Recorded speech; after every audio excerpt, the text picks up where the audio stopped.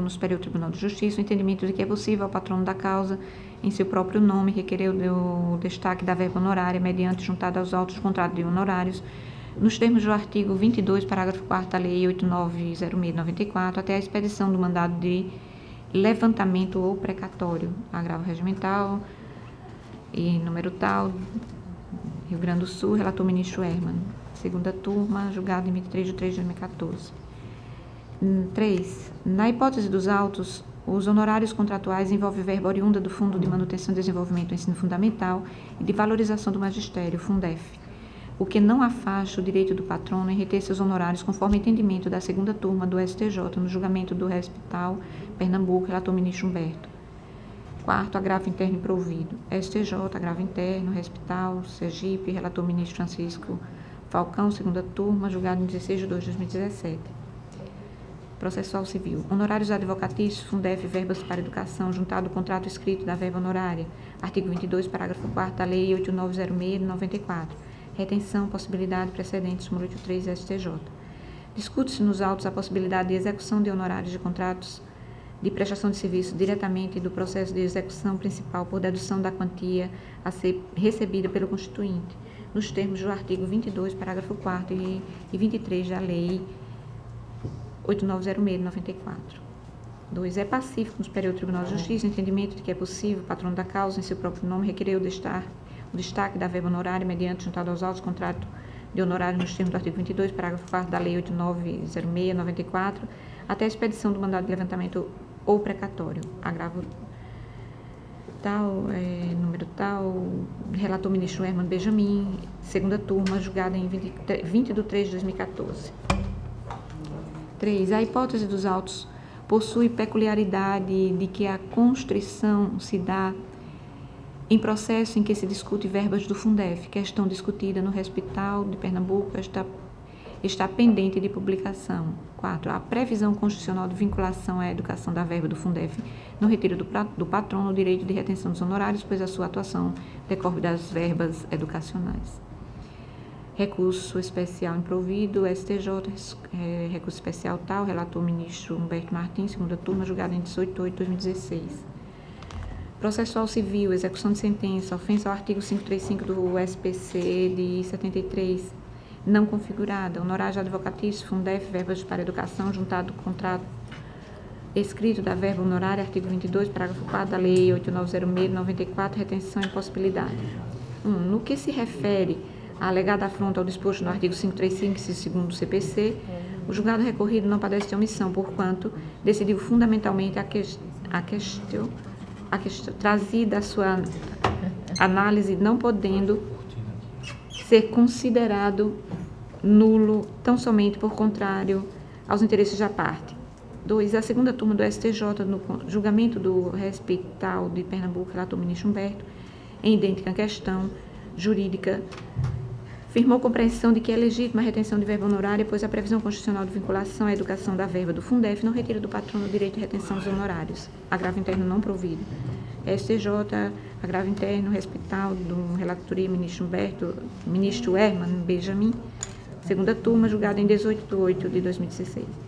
A aludida posição, inclusive, deve ser adotada em prestígio aos postulados da segurança jurídica e da isonomia, que são princípios caros ao julgador e principalmente ao jurisdicionado, impondo destarte a uniformização de procedimentos e entendimentos, ex vido disposto no NCPC, Lei 13.105/2015, máxima em seu artigo 927.5, que criou a figura dos precedentes, até porque era aplicado de maneira supletiva e subsidiária, por força do contido no artigo 15 do mesmo diploma legal, aos processos administrativos, inclusive aos que tramitam nesta Corte de Contas. Deste modo, diante da manifestação apresentada pela divergência, opinamos pelo não conhecimento da referida representação, determinando o arquivamento da mesma, cassando a cautelar anteriormente concedida. É como votamos. Mas os outros autos eram pelo não representação? Não,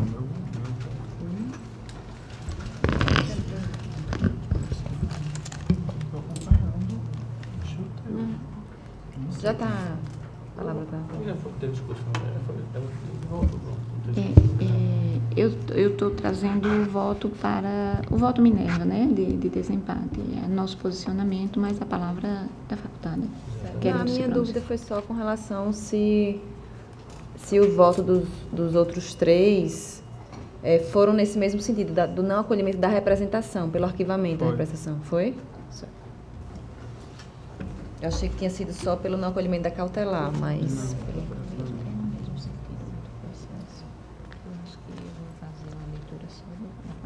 Só no dispositivo, 727 de 2016, né? Não é? O outro processo... o outro processo que também está em vista, que teve a mesma situação, tem o mesmo, as mesmas... Então, eu vou só ler o número do processo, que é o processo TCAL número 727/2016, e a posição que nós adotamos.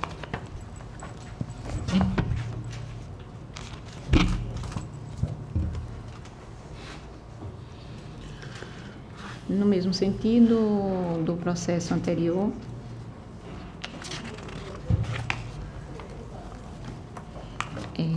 diante da manifestação apresentada pela divergência, nós opinamos pelo não conhecimento da referida representação, determinando o arquivamento da mesma, cassando ao cautelar anteriormente concedido.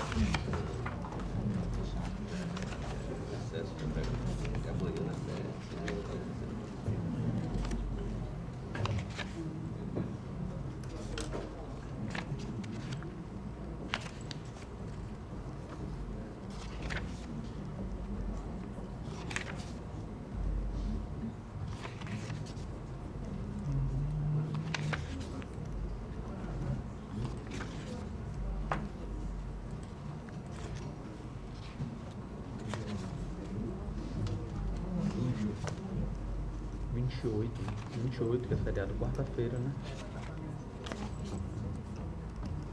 Acho que é 28. Acho que é 28. 28, Não, né? 28 é 29, eu sempre me confundo. 29, eu acho. Deixa eu ver aqui.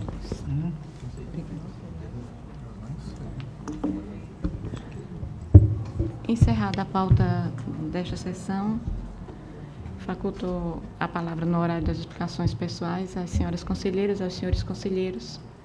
Com a palavra, conselheiro Otávio. Eu peço a palavra. Não. Não, eu peço a palavra, senhora presidente. Eu queria só. A primeira era distribuir informalmente. Eu achei muito interessante uma lei aprovada pelo município de Palmeira dos Índios com relação ao controle interno do município. Então, eu queria só distribuir para todos, que eu achei uma coisa interessante, para que, pelo menos bem elaborada ela foi, e se está dentro do contexto, não cada um analisar em seus gabinetes, inclusive para o Ministério Público. Eu queria aproveitar, recebido o laudo com relação à solicitação da presidência Cerveal e encaminhamento para nosso gabinete, eu acho que fica importante que esse laudo ele seja lido e, obviamente, depois a conselheira irá distribuir para todos os conselheiros. o serviço serve à empresa da Secretaria de Infraestrutura, Serviço de Engenharia do Estado de Alagoas. Metodologia. O critério utilizado. A inspeção predial está baseada num check-up da edificação que tem como resultado a análise técnica do fato, mediante a verificação in loco do sistema construtivo da edificação, em especial da cobertura e impermeabilização, estando a mesma voltada para o enfoque das consequências das chuvas caídas em Maceió, principalmente dia 26 e 27 de maio. Nível de inspeção. Esta inspeção é classificada com o nível 1, representada por análise expedita dos fatos e sistemas construtivos vistoriados, com a identificação de suas anomalias e falhas aparentes. Caracteriza pela verificação isolada ou combinada das condições técnicas de uso de manutenção do sistema de edificação, de acordo com a norma de inspeção predial, IBAP, respeitando o nível de inspeção adotada com a classificação das deficiências encontradas quanto ao grau de risco que apresenta em relação à segurança dos usuários, a habitabilidade e a conservação do patrimônio edificado. Grau de risco. Conforme referida norma de inspeção predial, IBAP, as anomalias e falhas são classificadas em 3 diferentes graus de recuperação, considerando o impacto do risco oferecido aos usuários, ao meio ambiente ou ao patrimônio. Primeiro grau, grau de risco crítico. São impactos irrecuperáveis. É aquele que provoca danos contra a saúde e segurança das pessoas e meio ambiente, com perda excessiva de desempenho e funcionalidade, causando possíveis paralisações, aumento excessivo de custo, comprometimento sensível da vida útil e desvalorização imobiliária acentuada. Grau de risco regular. Impacto parcialmente recuperável. É aquele que provoca a perda parcial de desempenho e funcionalidade da edificação, sem prejuízo à operação direta de sistema e à deteriorização e desvalorização dos níveis aceitáveis. Grau de risco mínimo, impacto recuperável, é aquele causado por pequenas perdas de desempenho e funcionalidade, principalmente quando a estética ou atividade programável e planejada, sem incidência ou sem probabilidade de ocorrência dos riscos relativos ao impacto irrecuperável e parcialmente recuperáveis, além de baixo ou nenhum comprometimento do valor imobiliário. Sistema construtivo inspecionado. Os seguintes sistemas construtivos de edificação foram inspecionados em seus elementos aparentes. A estrutura, primeira estrutura de concreto armados, pilares, lajes e vigas. 2. A vedação, alvenarias, que é o revestimentos e fachadas. 3. As instalações elétricas, entrada de energia, subestação, refletores de iluminação e sistema de proteção contra descarga atmosféricas. E 4. Cobertura e impermeabilização. Os sistemas são relatados genericamente, seguindo-se a descrição e localização das anomalias e falhas detectadas, com a classificação do grau de risco atribuído a cada sistema. Grau de risco crítico, regular e o grau mínimo. A estrutura de concreto armado. A estrutura de concreto armado da edificação possui uma idade de utilização de mais de 30 anos e é constituída por lajes, vigas e pilares de concreto armados. Entende-se que a concepção de uma construção durável implica na adoção de um conjunto de decisões e procedimentos que garantam a estrutura e aos materiais que compõem o desempenho satisfatórios ao longo da vida útil da estrutura de concreto armado. De acordo com a NBR 6118/2004, o conceito de vida útil aplica-se à estrutura como um todo ou às suas partes. Desta forma, a durabilidade das estruturas de concreto requer cooperação e esforço coordenado de todos os envolvidos nos processos de projeto, construção e utilização. A vida útil é agressividade química por efeito de carbonatação e ação de cloretos. Contribui para o processo de corrosão da armadura e segregação dos componentes concretos, caracterizando falha de desempenho e requerendo uma intervenção técnica imediata de forma a reabilitar a estrutura. As falhas de manutenção da estrutura acarretam a redução da vida útil projetada. Nas vistorias efetuadas, foram verificadas as seguintes anomalias e falhas de manutenção da estrutura de concreto armado. 1. Nicho de segregação e exposição das armaduras de estrutura da caixa d'água com cobrimento insuficiente em processo de corrosão de ferrugem. Imagens 12 e 13 que se encontram aqui no processo. Trincas nas lajes externas das salas de conselheiros, apresentando evidência de infiltração de água nos gabinetes. Imagens 7, 8 e 15. Os sinais de eflorescência que é a formação de depósitos salinos na superfície de concreto, resultante de água de infiltrações ou intempéries. Esses sais constituintes podem ser agressivos e causar desagregação profunda, além da modificação de aspecto visual da estrutura, pois há um contraste de cor entre sais e os substratos sobre os quais se deposita, conforme pode-se observar na imagem 18. É classificado, quanto ao grau de risco, como regular, impacto parcial recuperável. É aquele que provoca a perda parcial do desempenho da funcionabilidade da edificação, sem prejuízo de operação direta do sistema, deterioração precoce e desvalorização em níveis aceitáveis. Alvenaria e revestimento. As elevações de vedações de painéis fachadas são alvenarias de tijolo cerâmico, revestido de reboco, mármore e parte somente com acabamento de proteção de pintura. Nas vistorias efetuadas, foram verificadas as seguintes anomalias e falhas de manutenção nas elevações de alvenaria. Evidência de infiltrações de água nos revestimentos de alvenaria. 2. Deslocamento de desagregação dos revestimentos de mármore nas fachadas e peitoril, apresentando falha de vedação e impermeabilização, favorecendo a infiltração de água nas alvenarias. Imagem número 9. Classificado quanto ao grau de risco como regular, é aquele que provoca a perda parcial de desempenho e funcionalidade da edificação, sem prejuízo da operação direta do sistema. Instalação elétrica. O sistema de instalação elétrica inspecionada é composto de entrada de energia, subestação, circuitos alimentadores e quadros gerais de distribuição em baixa tensão e circuito em geral, iluminação, força e SPDA. Da vistoria efetuada, foi verificada a seguinte anomalia construtiva da instalação.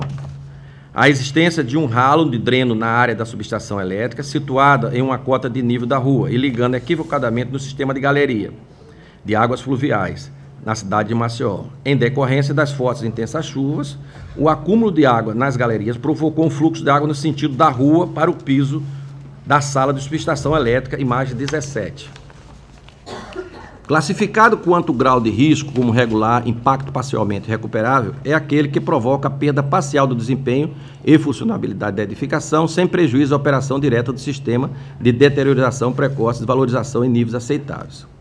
Sistema de cobertura. O sistema de cobertura é constituído de telhas de cimento amianto, calhas de concreto e manta de impermeabilização para a laje, imagem 10. Foi observada a infiltração na laje na cobertura 2 do pavimento, principalmente na área da junta de dilatação, nos anexos do conselheiro Anselmo Brito e da conselheira Ana Raquel, provavelmente pelo peitoril revestido em mármore, revestimento executado na construção da edificação, imagem 10 e 11. Foi detectado que a drenagem é ineficiente, a área onde foram instalados os condensadores de ar sendo um ponto frágil, proporcionando a infiltração entre o piso e a esquadria de alumínio, na imagem 4 e 5. A infiltração em anexo do gabinete do conselheiro Otávio Lessa, através de uma fissura, existe na laje de cobertura, fissura esta que estende-se no vigamento até o peitoril. A infiltração da sala da auditoria no quarto pavimento, principalmente nas áreas de junta de dilatação, existente, classificado quanto o grau de risco como regular. É aquele que provoca perda parcial do desempenho com funcionalidade da edificação, sem prejuízo à operação direta do sistema, deteriorização precoce e desvalorização em níveis aceitáveis. Conclusão. Diante das condições técnicas construtivas à frente de suas condições de manutenção periódica, classificamos a edificação do prédio do TCE Alagoas de maneira global como grau de risco regular, tendo em vista o impacto de desempenho tecnicamente recuperável para a finalidade de utilização a que se destina, sendo necessário a intervenção para sanar as irregularidades apontadas no laudo de inspeção. Assinado o engenheiro civil Ronaldo Patriota Cota e o senhor engenheiro elétrico Elton Ferraz Cabral. É só, presidente, eu só queria fazer esse registro.